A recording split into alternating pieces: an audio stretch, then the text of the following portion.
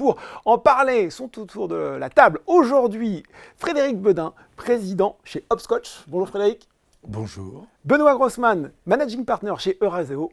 Bonjour Benoît. Bonjour. Et Guillaume Morelli, directeur des activités de cotation chez Euronext. Bonjour Guillaume. Bonjour. On va commencer par le chef d'entreprise, tiens. Déjà, on présente un petit peu Hopscotch, un groupe de communication international français, si je ne raconte pas de bêtises, plus de 800 talents experts avec près de 40 bureaux dans le monde, donc une présence internationale, accompagner les entreprises au mieux dans leur communication, chiffre d'affaires qui tournait quasiment à 300 millions d'euros l'année dernière, avec cette double casquette à la fois le chef d'entreprise, celui qui disait dans un entretien de vous que j'ai retrouvé qu'il y avait toujours de la croissance quand on faisait de la communication innovante et que donc l'innovation, elle était aussi au cœur du succès de la réussite d'Hopscotch. Et puis celui qui conseille aussi les entreprises, qui leur dit peut-être, mettez en avant certains axes de votre stratégie, de votre développement. Quel double regard vous portez sur l'innovation au travers de votre propre entreprise et de celle que vous accompagnez ? Vaste question. On a 1 heure, c'est bon, on a le temps. Oh, d'accord, mais je voudrais laisser la parole aux autres. Alors déjà, depuis votre fiche, vous dites 800, en fait, depuis on a grandi, on est 1000. Ouais. J'ai regardé sur le site internet, il faudra actualiser. On n'a même pas le temps d'actualiser nos... Non, je pense qu'on est un peu plus de 1000 même, parce qu'on grandit vite, effectivement, moitié en France, moitié dans le monde, et parce qu'on accompagne des entreprises qui elles-mêmes sont en croissance, et on accompagne tous les types d'entreprises, mais aussi des gouvernements. Et il faut dire que ce qui se passe dans le monde, quelquefois en France, on dit « Oh là là, c'est dur, attention, c'est stressant ». Mais ce qui se passe dans le monde est quand même positif. Il y a partout de l'innovation, mais des pays qui accèdent à des niveaux de vie bien supérieurs à ce qu'ils avaient avant. Les grandes entreprises européennes sont en train de reconquérir le monde, des parts de marché avec de la valeur ajoutée. Et nous, on les accompagne dans la communication, non pas pour la communication qu'on connaissait quand on était enfant, je dirais la publicité. La réclame. Voilà, la réclame. On les accompagne pour ce qui est un peu plus innovant, c'est-à-dire les relations avec les publics, avec les influenceurs, le marketing digital et la création de contenus originaux, par exemple les événements, qui après, ces événements ont une visibilité sur les réseaux sociaux des gens qui s'y sont invités ou des influenceurs. Voilà. Donc ça, c'est ce qu'on fait. Et effectivement, on a la chance de travailler dans tous les secteurs. L'automobile, la technologie, la santé, le luxe, les gouvernements, j'en parlais. Et tout le monde a besoin de nos techniques. Donc ça grandit, c'est positif, c'est bienveillant aussi. On fait pas ce qu'on fait est RSE. On développe un peu pour les gens qui ne sont peut-être pas forcément familiers. C'est-à-dire que, en fait, quand on ne fait pas de la vieille réclame en imprimant des tonnes de papier, de papier qu'on met dans les boîtes aux lettres, et on fait de la consommation qui est digitale, mais qui ne cible plus les gens sans qu'ils l'aient choisi. C'est-à-dire que nous, par exemple, on n'utilise jamais, dans la com, on n'utilise jamais le mot cible. Pourtant, on a tous appris à l'école, il faut cibler les gens. Moi, si vous ciblez quelqu'un, il va se protéger. Voilà. Donc, vous n'allez jamais communiquer avec lui. Donc, il faut engager une conversation. Donc, vous n'engagez des conversations qu'avec certaines personnes, les bonnes personnes. Donc, vous ne gâchez pas de tentatives de communication pour rien. Et tout ça, du coup, est très socialement responsable. Comment, au sein de votre entreprise, vous repérez la vraie innovation, si je puis dire, celle dont vous sentez qu'elle est porteuse d'un changement assez majeur dans votre industrie, et surtout dans la communication, du truc qui va faire pchit, si je puis dire, qui va être l'événement du moment, et puis 2 mois après, on n'en parlera plus. Ça, je pense que c'est un vrai défi, non ? Alors, 2 exemples.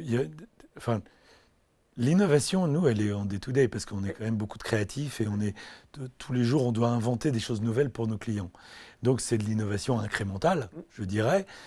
Et l'innovation, elle est en discutant avec nos clients, qui sont des gens innovants aussi, même très très innovants quelquefois, dans des tas de domaines technologiques, énergétiques, ou dans le luxe, et du coup dans la créativité, ou dans le marketing, beaucoup d'innovation marketing. Et nous, on interagit avec eux. Donc c'est de l'innovation incrémentale. Et puis vous avez parlé dans votre introduction d'intelligence artificielle. Là, pour le coup, c'est de l'innovation de rupture, parce que on a, nous, une cellule dédiée à l'IA qui est en train de voir comment nos consultants vont devenir des consultants augmentés grâce aux technologies d'intelligence artificielle qui nous sont fournies un peu partout. On a formé déjà 600 des 1000 collaborateurs sur 2 premières couches d'intelligence artificielle qu'ils peuvent utiliser tous. Et il y a des formations toutes les semaines où les gens s'inscrivent avec des thématiques et on voit la productivité augmenter, la satisfaction de nos clients augmenter. Et là, je vais dire, c'est quand même de l'innovation de rupture, même si on fait toujours le même métier, mais on ne le fait plus pareil. Et avec des résultats très rapides. Avec des résultats incroyablement rapides. Quand vous sortez 50 films pour une marque automobile en 15 jours, utilisables sur tous les marchés de tous les pays du monde, quel que soit le fuseau horaire, ou la latitude et longitude. Donc, vous mettez la même voiture dans un film, dans la neige, dans le soleil, dans la pluie, dans les gratte-ciel ou dans le désert, et c'est un seul tournage, eh bien, évidemment, ce qu'on ne pouvait pas faire avant. Du coup, on le met comme ça dans des situations incroyables, on engage des conversations avec les publics partout dans le monde, et c'est évidemment au 2e degré. Tout le monde sait que c'est fait avec de l'intelligence artificielle, on ne le cache pas, mais du coup les gens rigolent avec ça et rentrent dans une relation de connivence avec la marque qui est ultra sympathique, et on vend des voitures. Et on vend des voitures. Et cette innovation de rupture, est-ce que Benoît, c'est quelque chose que vous regardez, ça, l'innovation de rupture?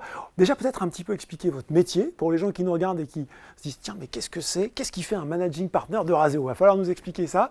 Et puis surtout, de comprendre un petit peu, vous, quelle va être la façon d'identifier les sociétés qui vous semblent réellement innovantes et comment vous allez pouvoir les accompagner au mieux dans leur croissance, de façon à éviter les erreurs qui, quelquefois, peuvent sonner le glas un peu rapide des belles aventures. Alors déjà, Big Picture, donc Razeo est un fonds d'investissement d'origine française, mais qui investit en Europe. On gère à peu près 35 milliards d'euros sur différentes classes d'actifs.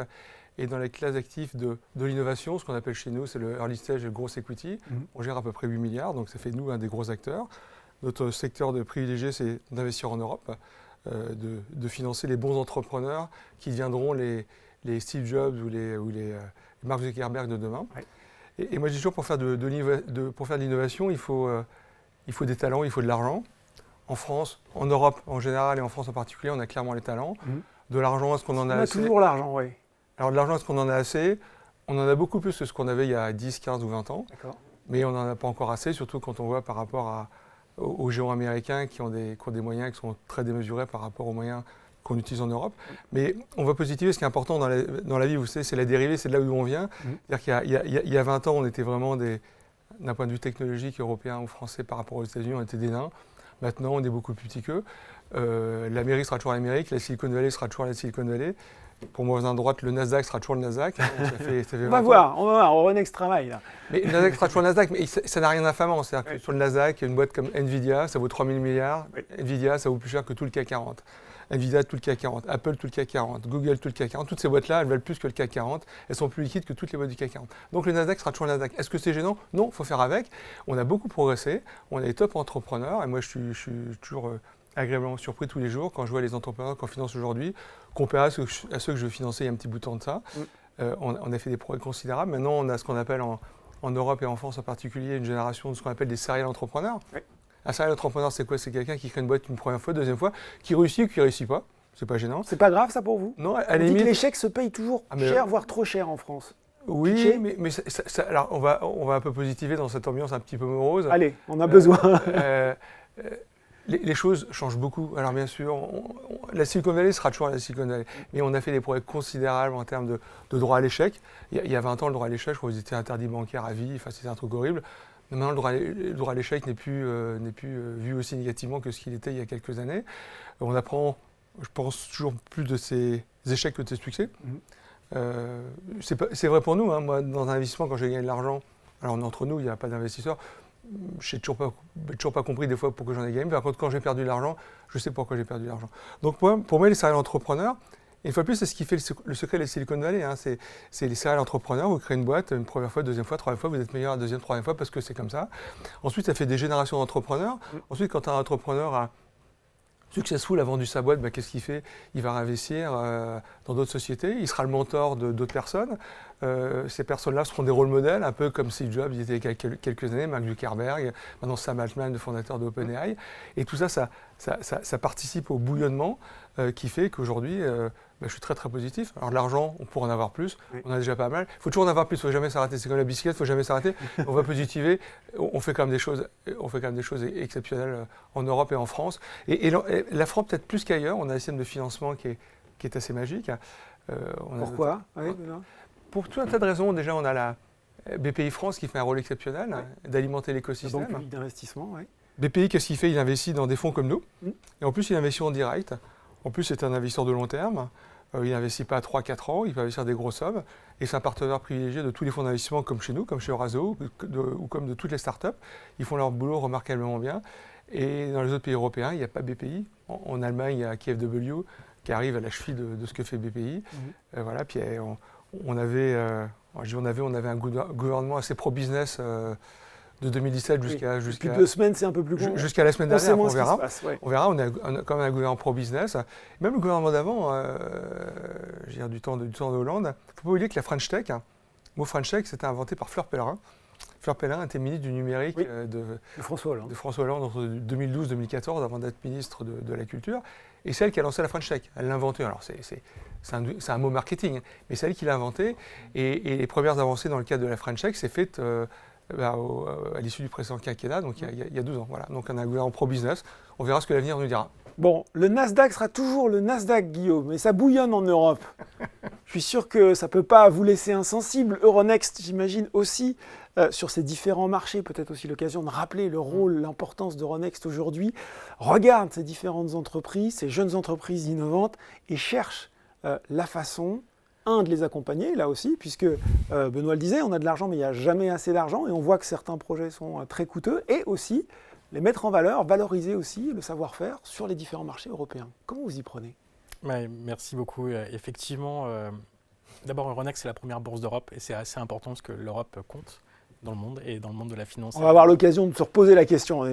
Et aujourd'hui, sur Euronext, on a déjà plus de 700 sociétés technologiques cotées au sens sectoriel du terme. On a des champions du semi-conducteur, des champions de l'hardware et de la robotique, des champions du e-commerce. Mais aussi, il faut le rappeler, on est la deuxième bourse au monde pour le financement de la health tech et l'une des premières au monde pour le financement de la clean tech. Donc oui, il y a des pôles d'excellence en Europe et la bourse est un outil pour les faire grandir. Les plus grandes sociétés technologiques européennes, elles sont cotées en Europe et les plus grosses sont cotées sur Euronext. Ça, c'est déjà un point important de le rappeler. Et l'appétit des investisseurs boursiers pour la tech, il est réel, il est structurel. Depuis 2021, c'est une introduction en bourse sur 2 en Europe qui est une société technologique. Pour beaucoup, elles ont été accompagnées et ont fait et grandies et mûries par nos amis du Venture et d'abord nos amis d'Eurazeo. Et on voit qu'en fait les investisseurs du monde entier s'intéressent à la tech en Europe, c'est vrai des Américains, et la tendance qui est assez forte de ces dernières années, c'est la transformation du bassin d'épargne européen en faveur des sociétés technologiques et même en faveur des entreprises de croissance au sens large. Les grands épargnants ont besoin de rémunérer leur épargne un peu plus qu'avant parce qu'il faut payer la solidarité, il faut payer le vieillissement de nos économies, il faut payer la transition écologique qui coûte très cher. Et la meilleure manière d'assurer le rendement de l'épargne, c'est d'acheter des entreprises de croissance et d'acheter les leaders de l'économie du XXIe siècle, et c'est ce que permet la bourse. Question que j'ai envie de vous poser à tous les trois, avec des réponses en langue de bois. On fait souvent le match justement bourse, private equity. Qui est le plus adapté pour soutenir la croissance des entreprises? Qu'est-ce que ça lui inspire au chef d'entreprise qui est coté? Parce que oui, alors moi j'ai choisi... Les deux sont cotés. Les deux sont cotés, c'est vrai. Oui, c'est original, mais c'est le... Oui. Écoutez, nous, avec mes associés, on a choisi de se coter en bourse en 1998. À l'époque, une toute petite boîte de relations publiques et d'événementiel qui décide de se coter, c'était complètement fou. Vu maintenant depuis 26 ans, 27 ans, je trouve ça super. Ça donne une relation formidable avec mes clients, avec le marché, ça oblige à la transparence. Du coup, les acheteurs des grands groupes qui sont mes clients, mais en fait, ils ont tout de suite un a priori de confiance, puisque je suis obligé de dévoiler déjà un certain nombre d'informations, voilà, des informations financières vis-à-vis de mes collaborateurs, ça crée de la fierté. Et on a beaucoup utilisé les rémunérations en actions gratuites, ce qui fait qu'aujourd'hui, on a un grand une grande partie du capital qui est dédiée par les collaborateurs, petit à petit, et ils en sont fiers, ils sont du coup extrêmement solidaires entre eux, y compris dans les périodes difficiles. Et aujourd'hui, on continue à financer des acquisitions pour partie en cash, pour partie en titre, avec des gens à qui on vend l'histoire en leur disant, si vous voulez venir, si vous voulez nous rejoindre, si vous voulez qu'on vous acquiert, vous serez actionnaire d'une société cotée en bourse, avec peut-être des aléas, mais on rentre dans l'aventure et vous prenez les risques avec nous. Et ceux qui refusent, on les acquiert pas. Voilà. Et du coup, cette aventure, elle est d'abord très sympathique à vivre entre actionnaires fondateurs, entre actionnaires salariés et avec les actionnaires qui nous accompagnent ou qui nous ont accompagnés. Parce que même j'ai des fonds qui étaient rentrés puis sortis parce qu'ils avaient des horizons d'investissement et que je savais qu'ils ne resteraient pas toujours. Mais je suis resté proche d'eux et parce qu'on déjeune ensemble une fois par an. C'est devenu mes mentors et c'est très intéressant. Aller chercher l'innovation, ça m'évoque quelque chose, votre commentaire. Aller chercher l'innovation par acquisition, ça c'est aussi quelque chose qui vous semble intéressant quand on a envie d'acquérir une brique de compétences qu'on n'a pas, qui nous manque et qu'on a envie d'aller vite. Ou est-ce que ça doit être porté en interne toujours, ou en tout cas principalement ? Bien sûr, toutes les entreprises le font, les grands laboratoires pharmaceutiques sont en train de faire des arbitrages entre est-ce que j'ai des milliers de chercheurs chez moi ou est-ce que j'investis en achetant des startups qui ont déjà trouver la première pierre d'une future grande innovation. Nous, c'est un petit peu pareil, c'est-à-dire que quand il y a un nouveau métier qu'on ne maîtrise pas, on a l'arbitrage, c'est est-ce que je recrute des gens pour leur demander de le faire ou est-ce que j'acquiers une entreprise petite, mais avec une équipe où les gens ont déjà acquis les automatismes entre eux. Et vous savez, c'est comme quand on joue au rugby. Si vous jouez au rugby depuis toujours avec des gens, vous savez que quand vous faites une passe à l'aveugle, il y a toutes les chances qu'il y aura quelqu'un derrière. Voilà. Entre nous, c'est beaucoup plus facile. Et donc, quand vous achetez même une petite entreprise de 10, 15 personnes, et ça fait 5, 6 ans qu'ils travaillent ensemble, ils ont un élan que vous n'arriverez jamais à donner tout seul, ou alors ça va vous prendre beaucoup d'argent et beaucoup de temps. Donc, nous, on n'appelle pas ça des acquisitions, on appelle ça des acquis recrutements. D'accord. Parce qu'en fait, on recrute une petite équipe en achetant leur société et justement en les associant. Et le fait d'être coté en bourse crée que, avec eux, c'est une fierté partagée. Ils deviennent actionnaires de la société. C'est leur société, comme c'est la nôtre à tous, aux fondateurs. Et ça, c'est vraiment une super aventure que je souhaite à tout le monde. Bon, outil de recrutement, outil d'adhésion. Je reviens sur mon match Private Equity Bourse. Est-ce que quand on est sur le cycle un petit peu plus long du capital investissement, on n'est pas mieux armé pour finalement accompagner les entreprises qui aujourd'hui sont sur des technologies prometteuses, mais dont la maturité va arriver peut-être un peu plus tard. Et parce qu'on a cette vision de l'investisseur professionnel, on va pouvoir assumer les écueils alors que la bourse, Guillaume peut-être me contredira, va peut-être réclamer un petit peu plus de rapidité dans l'exécution de la stratégie. Qu'est-ce que vous en pensez, Benoît ? Alors, il n'y a pas de réponse claire entre le private equity et la bourse. Les deux sont très bien. Et quand une boîte s'introduit en bourse, il ne faut jamais l'introduire trop tôt. Je m'explique, la bourse n'est pas là pour financer des risques technologiques, elle est là pour financer la croissance. Et des fois, on peut avoir tendance, quand on met une boîte en bourse trop tôt, quand c'est un risque technologique, un risque de marché, c'est pas à la bourse de financer ça. Alors si on se remet un petit peu en arrière, en 2000, au moment de la bulle Internet, alors c'est il y a très longtemps, ceux qui ont moins de 40 ans ne l'ont pas connu, en 2000, au moment de la bulle Internet, beaucoup de boîtes s'introduisaient en bourse. En fait, la bourse, c'était du venture capital coté en bourse. C'était n'importe quoi. Et donc, il y a des boîtes qui ont cartonné, et puis il y a des boîtes qui ont déposé le bilan. Et une boîte en bourse ne doit pas déposer le bilan. Il est hors de question de perdre la totalité d'une boîte quand elle est cotée en bourse. Et à l'époque, on a un peu confondu le venture capital avec la bourse. Donc la bourse, il faut que la boîte soit relativement mature, et surtout, il faut qu'elle ait une espèce de...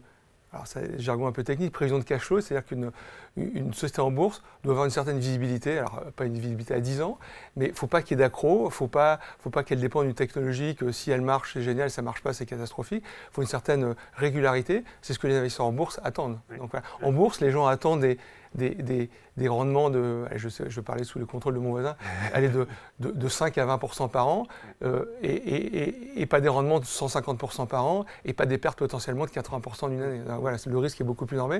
Alors qu'un fonds de private equity, il peut encaisser des paumes, c'est jamais agréable, mais ça arrive, ça fait partie du métier. Et puis quand ça marche, on peut gagner beaucoup d'argent. Donc voilà, il ne faut pas confondre la bourse, il ne faut pas que ce soit trop tôt. Et puis il y a des boîtes pour lesquelles le profil ne correspond pas, parce que trop risqué technologiquement, parce que pas de visibilité, et puis et surtout une volatilité très, très, très forte dans le business sous-jacent. Il y a eu peut-être cette période d'immaturité dont parlait Benoît, Guillaume, sur la bourse, un moment des dossiers qui rentrent un peu tôt et qui doivent, mais pareil, peut-être on a appris, il y a une courbe d'apprentissage sur la maturité des business models qui est un point important. C'est surtout ça en fait, en réalité. Donc évidemment, il ne faut pas opposer la bourse et le capital innovation. Ce sont deux maillots complémentaires du financement. Oui. Et effectivement, dans les années 2000, comme avec Benoît, il n'y avait pas de capital innovation en France ou de manière très marginale. Et donc du coup, effectivement… C'est la bourse qui fait ça. Aujourd'hui, la situation est différente. Donc effectivement, maintenant, il faut venir en bourse quand on a avant tout confiance dans son modèle économique. Oui. Et je pense que la bourse valorise la qualité d'exécution et on fait confiance en fait, aux choix technologiques qui ont été faits. Maintenant, je vais nuancer, la bourse, ça reste aussi pour les sociétés très ambitieuses. Donc, ce n'est pas fait pour tout le monde non plus. Ce sont faits pour les entreprises qui ont l'ambition de se donner les moyens de devenir des leaders. Oui. Après, elles y arriveront pas, ça c'est le holà des affaires. Et lorsqu'on a confiance dans ce modèle économique, on vient en bourse aussi pour réaligner les intérêts, simplifier sa gouvernance et redonner de la liberté entrepreneuriale à l'équipe de direction et aux équipes des sociétés nouvellement cotées, comme l'a très bien souligné Frédéric. Et la bourse, dans la capacité de faire grandir des sociétés innovantes, elle apporte trois valeurs ajoutées fondamentales. Le premier, effectivement, on en a parlé, c'est une diversification des options de financement. Ça, c'est extrêmement important quand on a une société de croissance.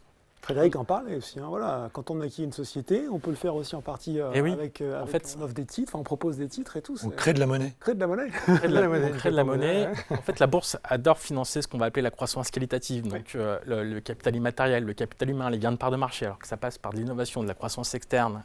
Ça, c'est vraiment des éléments fondamentaux. Et c'est un élément différenciant par rapport à toutes les sociétés qui ne sont pas cotées et qui n'ont pas accès à cette possibilité-là. Le deuxième, c'est le temps long. La bourse n'a pas d'horizon de temps. La bourse est le seul outil à la disposition de l'entreprise qui permet de distinguer l'horizon de temps du financier de l'horizon de temps de l'entreprise. C'est extrêmement important. Tout à l'heure, Benoît a cité les Magic 7 américaines. Aucune de ces entreprises ne serait devenue les mastodontes que c'est aujourd'hui si elles n'avaient pas été cotées. C'est extrêmement important d'avoir un actionnariat qui puisse se renouveler par la liquidité de la bourse et qui laisse la liberté et le temps aux entreprises de pouvoir prendre des paris ambitieux et essayer d'en percevoir le retour. Et le dernier élément, effectivement, c'est la guerre des talents. Dans la tech, c'est un élément clé. Oui. Être une société cotée, c'est une société crédible. Oui. C'est une société crédible, c'est une société dont la parole est engageante, à la fois sur sa stratégie, mais aussi sur des critères de performance extra-financiers. Et puis, c'est une manière d'aligner les intérêts, y compris en partageant une partie du capital aux équipes. Mais encore une fois, Hopscotch ou Eurazeo sont deux bons exemples à mettre en avant. Bon, deux bons exemples. Il y a un point quand même, c'est qu'il faut être honnête. Aujourd'hui, la bourse valorise des entreprises petites comme la mienne, beaucoup moins que des fonds d'investissement. Oui. Et donc, les fonds d'investissement viennent nous voir en disant « Oh, mais vous êtes fous de rester cotés, nous, on vous propose tant, c'est le double, le triple de notre capitalisation. » Mais qu'est-ce qui fait que vous restez alors? Mais qu'est-ce qui fait qu'on irait? Qu'est-ce qui nous apporterait, en fait? À part un multiple du cash. Le cash, on peut le générer autrement. Et avoir juste du cash, c'est pas un but en soi. Il y a une question qui est peut-être moins financière, qui est plus, finalement j'ai envie de la poser à l'homme de communication. Est-ce qu'il n'y a pas un problème, ou en tout cas, on va dire plutôt une vraie qualité, notamment aux États-Unis, c'est le storytelling. Je veux dire par là qu'aujourd'hui, tout le monde autour de cette table et en dehors connaît NVIDIA. On connaissait déjà NVIDIA quand ils faisaient des cartes graphiques. Maintenant, on ne peut plus parler d'IA sans NVIDIA. Et si je sors comme ça, ou si vous faites l'expérience dans la rue, je vais voir les gens et je leur dis, vous connaissez ST Microelectronics? Je pense que personne ne sait me répondre, ou ASML, ou etc. Est-ce qu'en marketing, de nos talents, de l'innovation, on n'a pas un petit train de retard, Frédéric? Alors, c'est hyper drôle que vous me posiez cette question, parce que depuis quelques jours, à peine, je ne peux pas dire quelques semaines, parce que je pense que ça ne fait pas 2 semaines, on a eu le droit d'annoncer que nous sommes l'agence de RP de NVIDIA aux États-Unis. D'accord. On l'est depuis le 1er janvier, mais ils avaient une période de quiet communication. Donc ils sont venus chercher un petit Frenchie. Et en fait, notre bureau de Los Angeles, qui est plutôt focus sur les startups et les boîtes d'entertainment, a répondu à l'appel d'offres pour devenir l'agence de RP de NVIDIA aux US pour le grand public. Ouais. Exactement votre question. Et évidemment, on était en appel d'offres contre toutes les plus grandes agences mondiales de relations publiques, qui sont toutes américaines, puisque nous, on est les plus grands mondiaux non américains, mais on est 20e. Les 19 plus gros sont américains. D'accord. Bon, c'est l'histoire, ça date du plan Marshall, tout ça. On est très content d'être la plus grande agence mondiale de relations publiques non américaine. Eh bien, la plus grosse boîte mondiale aujourd'hui fait appel à un bureau, au tout petit bureau de Los Angeles, de Hopscotch, dirigé par une Anglaise qui est depuis 6 mois à Los Angeles. On a eu un mal fou à avoir un visa pour elle, parce qu'elle n'est pas américaine. Et pourquoi ? Parce que le storytelling, si on utilise ce mot-là, eux, ils nous disent, on n'a pas besoin d'expliquer qu'on est la boîte de tech la plus puissante du monde. Tout le monde le sait. Pas besoin d'une grosse agence américaine pour ça. On n'a pas besoin d'expliquer que notre perspective financière sur les prochaines années est énorme, puisque tout le monde a besoin de nous. Finalement, les gens le disent sans qu'on ait besoin de leur expliquer. On n'a pas besoin d'une agence pour ça. En revanche, on a besoin d'expliquer au grand public que l'intelligence artificielle, avec nos technologies, va changer la vie des gens, va changer l'art de vivre, va changer l'éducation, va changer comme la manière dont on conduit les voitures, va changer l'entertainment, la manière dont on fait de la musique, va changer des morceaux de vie, quoi. Voilà, du concret. Va changer notre art de vivre. Et les spécialistes de l'art de vivre, c'est les Européens. Et donc, on prend une petite boîte européenne basée à LA où on travaille dans le cinéma et pour plein de startups américaines qu'on accompagne notamment en Europe. Et ils nous choisissent pour ça. On est évidemment hyper fiers. C'est un très gros contrat. On a dû recruter énormément de monde. Énormément de monde aux États-Unis pour pouvoir gérer ça. Mais c'est drôle parce qu'on a parlé 2 fois d'NVIDIA dans cette réunion. Je n'avais pas prévu d'en parler, mais l'opportunité est trop belle. On savait, Frédéric, c'est parti. Non, mais vous avez un petit peu répondu à côté de ma question. Parce que j'ai bien compris, et ça, effectivement, c'est le talent de raconter cette histoire, une histoire sur changer la vie des gens, sur du réel, sur du concret.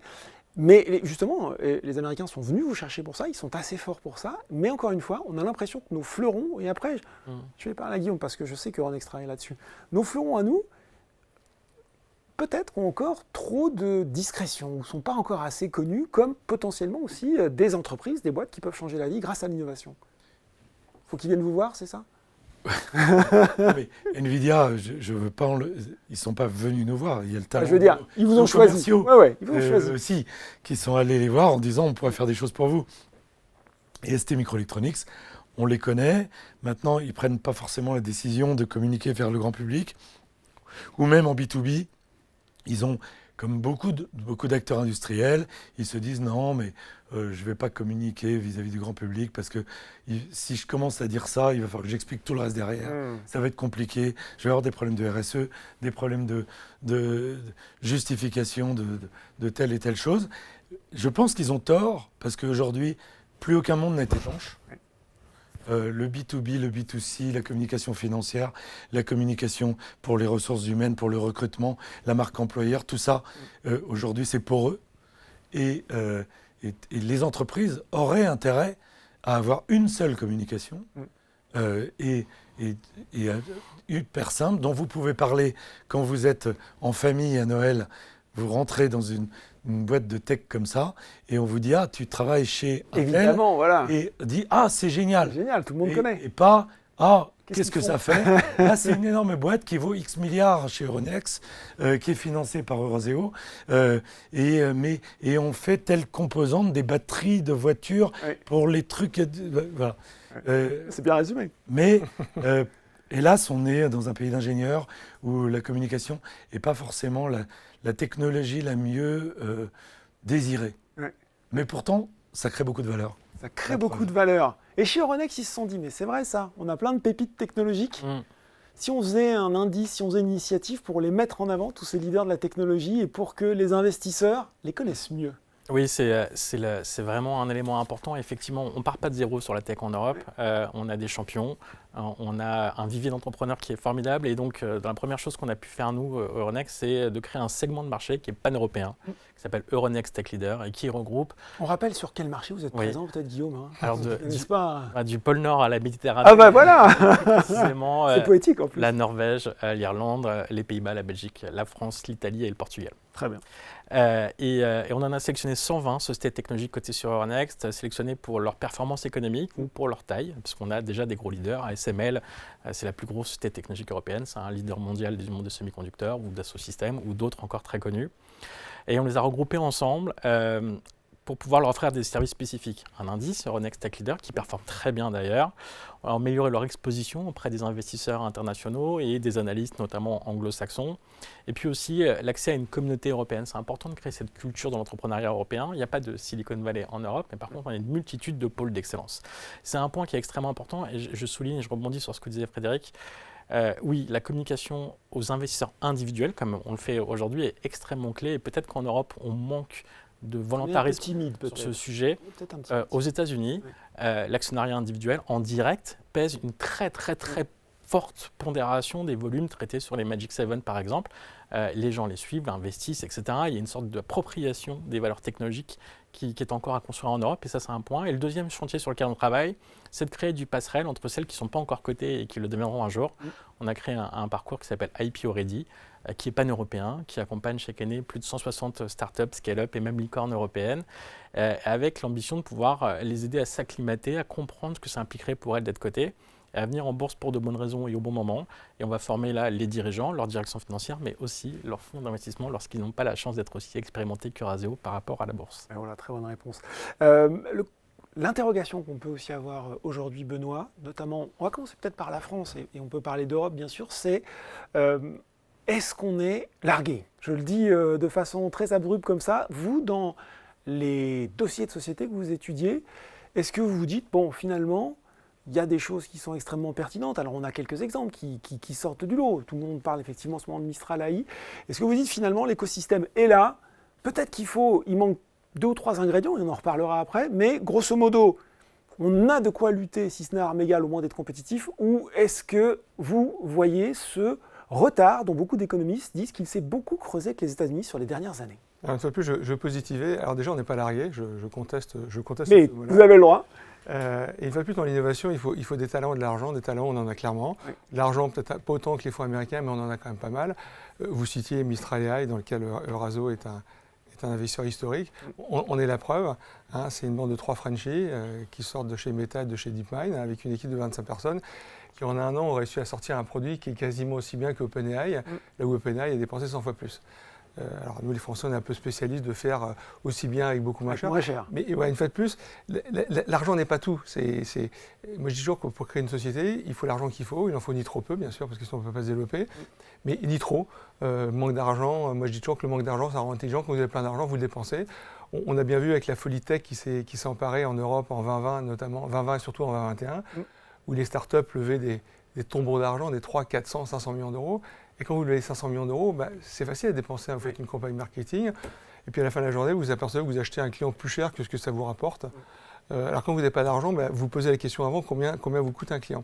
Quand vous avez de l'argent, qu'est-ce que vous faites? Vous dépensez de l'argent, vous faites de la pub sur Facebook, je ne sais plus trop où. Et puis à la fin de l'année, vous dites, oh là là, le client, il me rapporte 100 euros, je l'achète 200 euros, il y a un problème, on a un marge brute négative.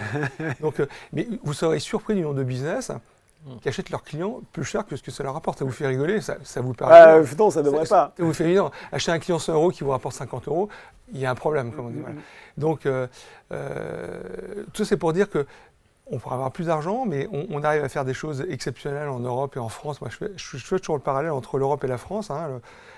La France est une des places technologiques en Europe. Pourquoi? Parce qu'on a eu un écosystème entrepreneurial de top qualité. Comparé à l'Allemagne a un PIB qui est une fois et demi supérieur à celui de la France. En termes de création de société, c'est pas 1 pour 1,5, c'est plutôt le rapport inverse. Donc voilà. Alors bien sûr, il y a toujours l'Angleterre, UK, qui est un peu la tête de pont des fonds américains. Les Anglais seront toujours en avance parce que les fonds américains débarquent en Angleterre, c'est toujours comme ça. Par rapport au reste de l'Europe, on a un écosystème entrepreneurial qui est de top qualité. Voilà, on a des talents. Alors oui, les choses s'accélèrent.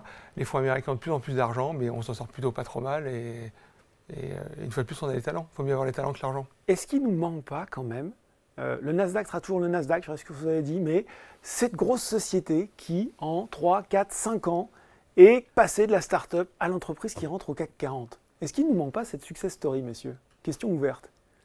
On est d'accord, moi je dis toujours, je crois que la moyenne d'âge des boîtes du CAC 40, je crois que c'est 102 ans, et ça prend un an tous les ans parce qu'il n'y a pas de nouvelles boîtes qui rentrent du CAC 40.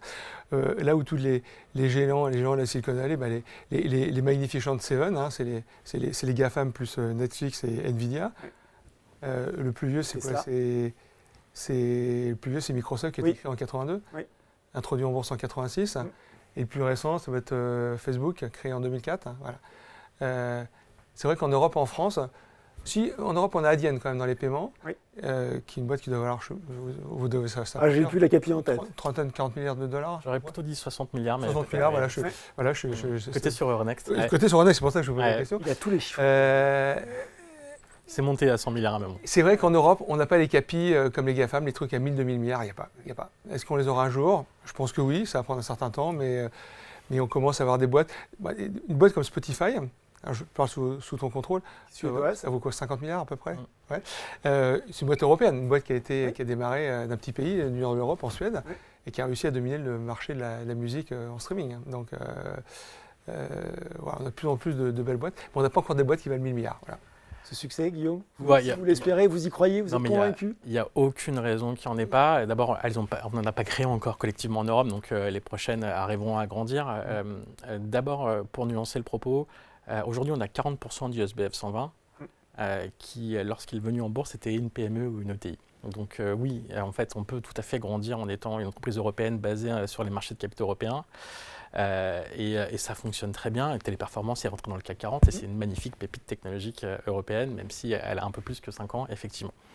Et en fait, l'avantage de l'Europe pour faire grandir de cette technologie, il y en a quand même plusieurs. Le premier, c'est que d'abord, on a un bassin d'investisseurs qui est extrêmement diversifié.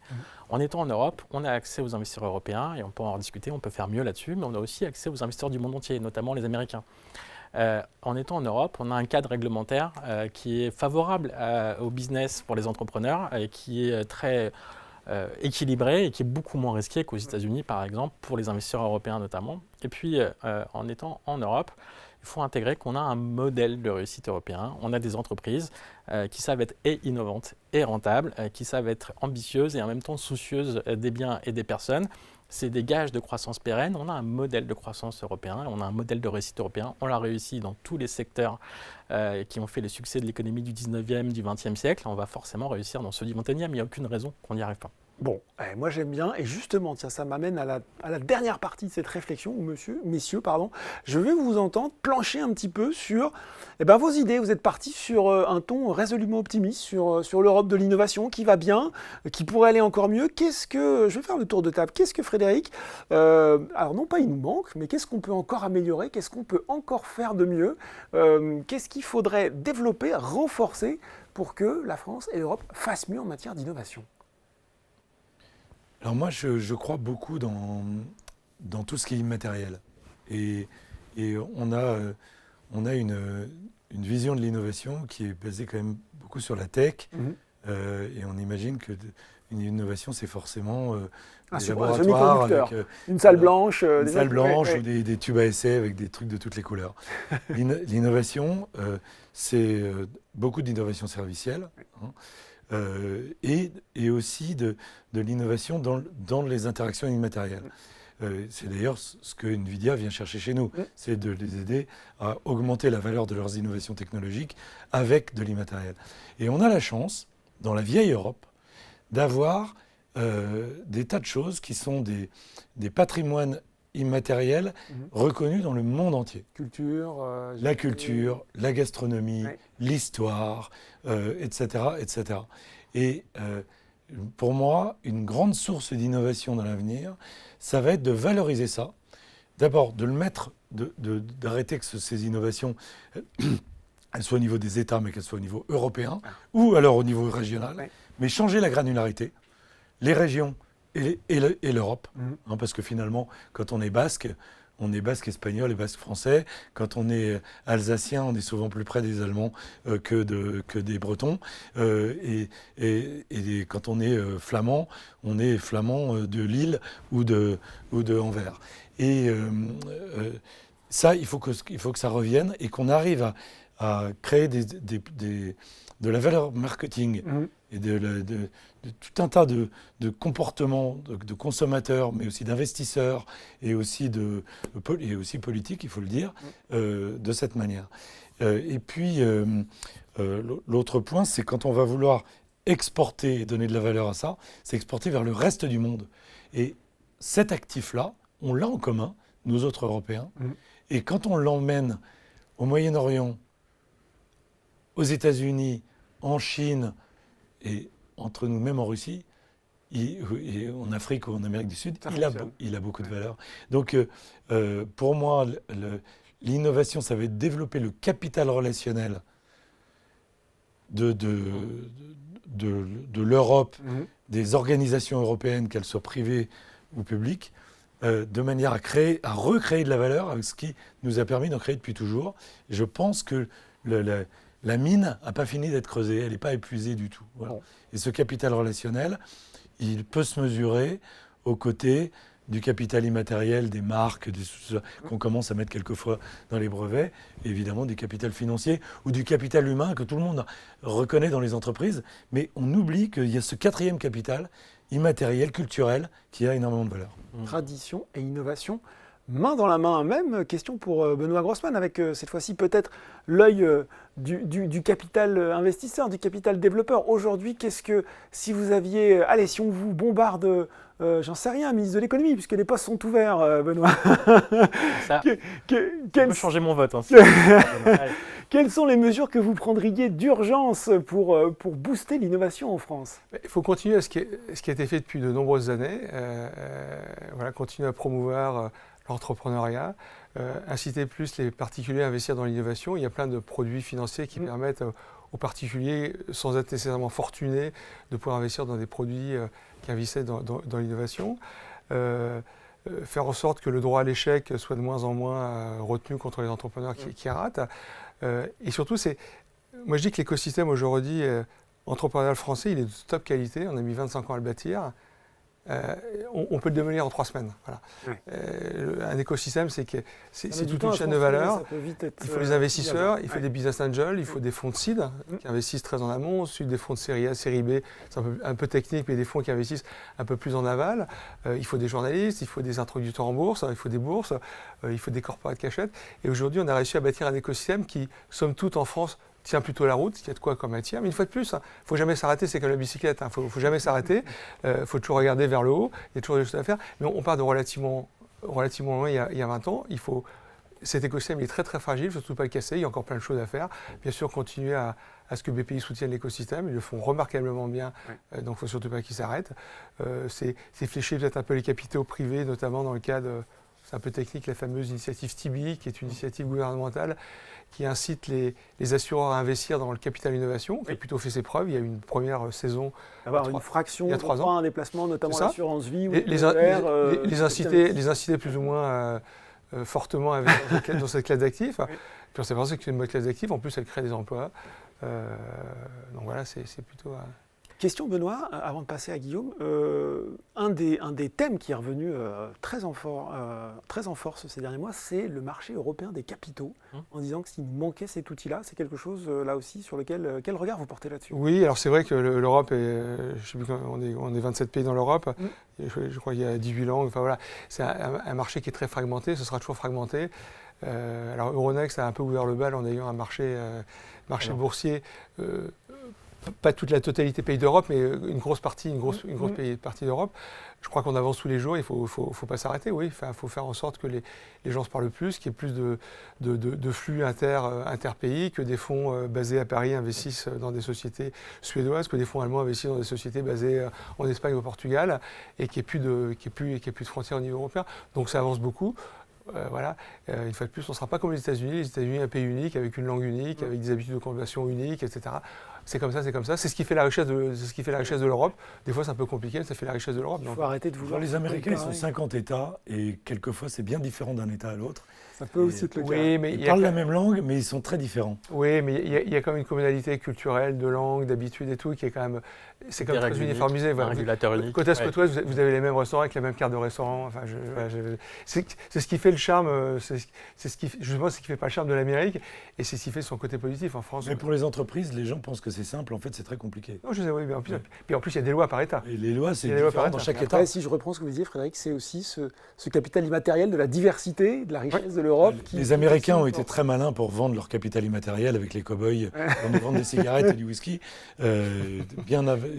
Et nous, et des cartes graphiques. Nous, maintenant, il faut qu'on prenne ce pouvoir-là. Bon, même question pour Guillaume pour finir. Qu'est-ce que Euronext, je dis pas va faire de mieux, va encore creuser le sillon pour défendre et pour porter haut les couleurs de l'innovation sur les différents marchés européens? D'abord, je serais un peu moins romantique que Frédéric, mais j'applaudis tout ce qui a été dit, parce que j'y crois beaucoup. Non, d'abord, il y a des combats, tu parlais de l'union des marchés de capitaux, que nous, on préfère appeler l'union des marchés de l'investissement et de l'épargne, parce qu'en fait, on parle bien de flécher l'épargne des Européens vers les entreprises européennes qui investissent, qui innovent et qui créent des emplois. Il y a un enjeu qui est assez fort, c'est qu'il faut libérer la manière dont les grands épargnants européens investissent dans les actions. Pour plein de raisons, et notamment politiques, et parce qu'on a eu des crises dans le passé, on a contraint les grands épargnants dans leur... Un peu de frilosité culturelle si je parle de la France. Elle est culturelle, mais elle est institutionnelle en réalité. Et là, il y a un risque de décrochage par rapport aux Américains qui sont beaucoup plus offensifs dans l'allocation d'épargne à long terme sur les actions. Et donc c'est le moment, il faut changer ces règles-là, il faut les assouplir pour que l'argent des Européens aille vers les entreprises européennes. Il faut créer des outils qui soient dédiés parce que, comme l'a bien souligné Benoît, la tech française notamment aujourd'hui, ce ne sont pas les Magic Seven, ce sont des sociétés qui valent quelques dizaines de millions d'euros, quelques centaines, parfois quelques milliards. Et donc il faut qu'on puisse avoir des fonds qui soient capables d'investir dans des sociétés de cette taille-là.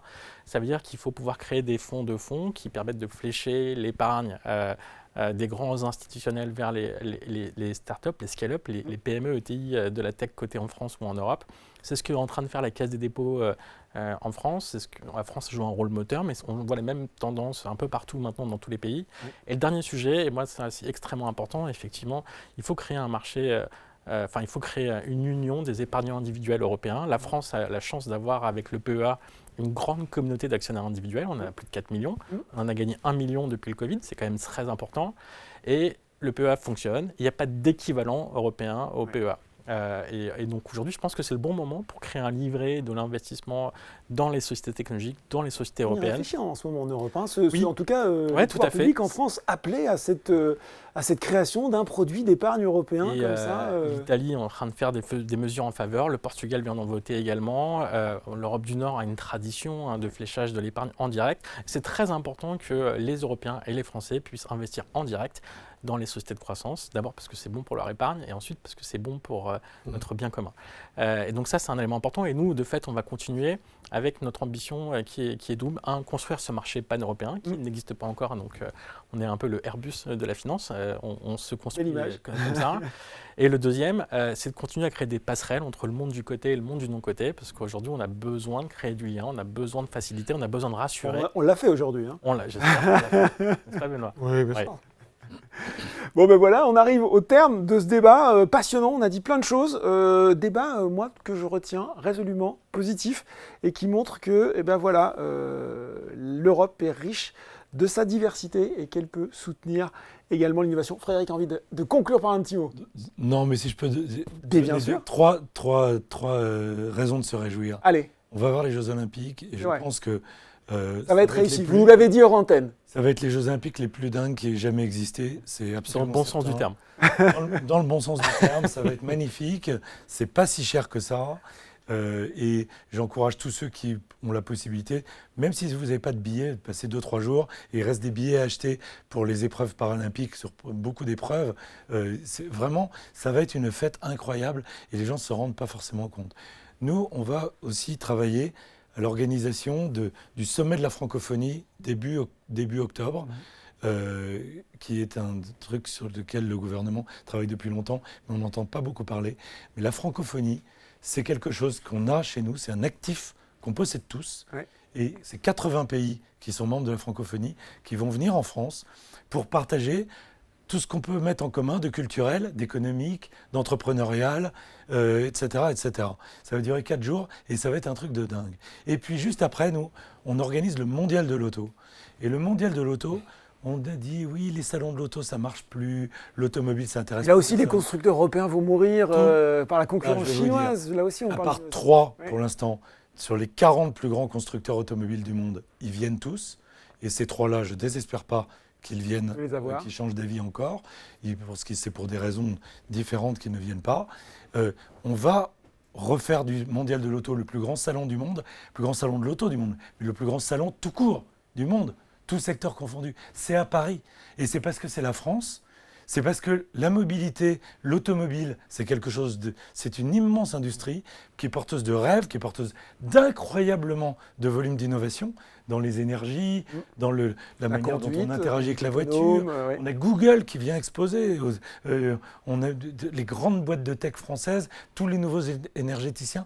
Et ça, puisqu'on parle d'innovation, mais c'est quand même une source d'optimisme pour nous tous qui est incroyable. Donc rendez-vous fin octobre aussi au Mondial de l'automobile. Voilà, 3 raisons de se réjouir et on reconnaît le pro de la communication sur le plateau. Voilà, magnifique conclusion de Frédéric Bedin. Merci messieurs pour ce débat. Bon, c'est fini pour ce débat sur grandir avec l'innovation et faire grandir l'innovation. J'espère que ça vous a plu. Restez avec nous puisque les bourses live continuent. Et puis, on se retrouve un petit peu plus tard. On aura une autre table ronde où cette fois-ci, on va regarder avec les experts de marché et bien justement comment on sélectionne et on trouve les valeurs de l'innovation et de l'IA. Merci et à bientôt.